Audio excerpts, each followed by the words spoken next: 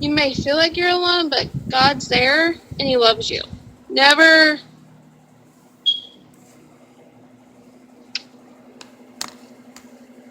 doubt that God doesn't love you, because He does. I guess that's kind of my story. I kind of went off on a tangent, but it's alright. I think that was really powerful, and I really feel like that God is going to use you to impact a lot of girls and even guys that watch this thing, because it's awesome. It's been a bumpy road, but I'm getting there. It is definitely a hard road. I know, because I've been through a lot of what you have.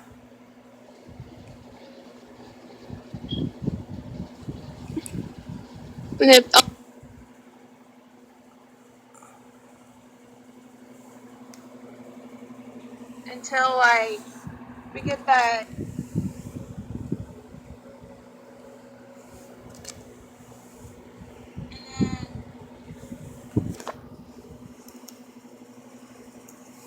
Crazy, but God's got it.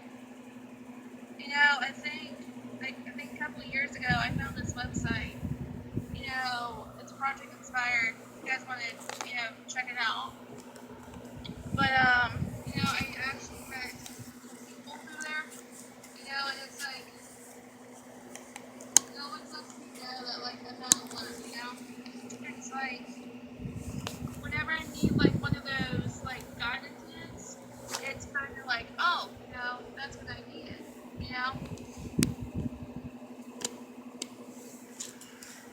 Yeah, it definitely helps to know you're not alone.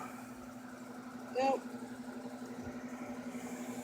And that's actually how we met, is through this website called Project Inspired. And I will actually post the link below if you would like to join us on there. And I'll try to get on more, and I'm sure Jasmine will too. We would love to have you on there. It's for Christian teen girls and young adults, and it's really awesome. It's very encouraging. It is. We love you guys, but you're not supposed to be on there because it's pretty much a safe haven for girls. I mean, we do have drama on there occasionally. I've been part of some of the drama on there, but it's a really awesome tool, I think, and I feel like God is really going to use that to affect a lot of people's lives. Yeah. And so I find your story really encouraging, and in a lot of ways it's similar to mine. It's crazy how God connects people. Yeah. My viewers have heard my story, at least if they've watched my testimony videos, but I've had issues with self-harming and suicidal thoughts in the past that all really started when I was in 7th grade at the time. And I had just started going to church, but I didn't really feel the love of God. And I feel like a lot of it has to do with the fact that I was always, like you said, looking for people to save me, to give me that love that I was so desperately missing. But I never found it anywhere else but God. People can do so much for you, but not completely heal you.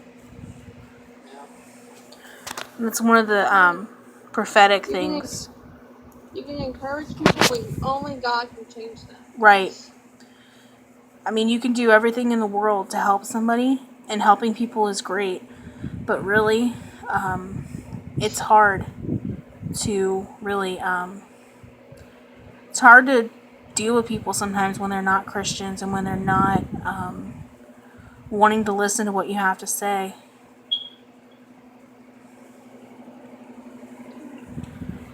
I think with the way our world is now, it's like when you tell people you're a Christian, they're like, are you crazy? Right. So it's kind of like you have that fear of people mocking you. And it's like, which think she is. But then I think at the end, I think God's the only voice that matters. Because like all the voices in the world, it's like, for me, I always struggled with low self-esteem. So it's like you hear those voices in your head thinking, "Oh, you're not good enough." Who do you think you are? Or it's like, "Oh, you're not good enough." I think that's where the enemy gets us, is our mind. He uses certain tools to trigger us, but we just gotta be aware of them.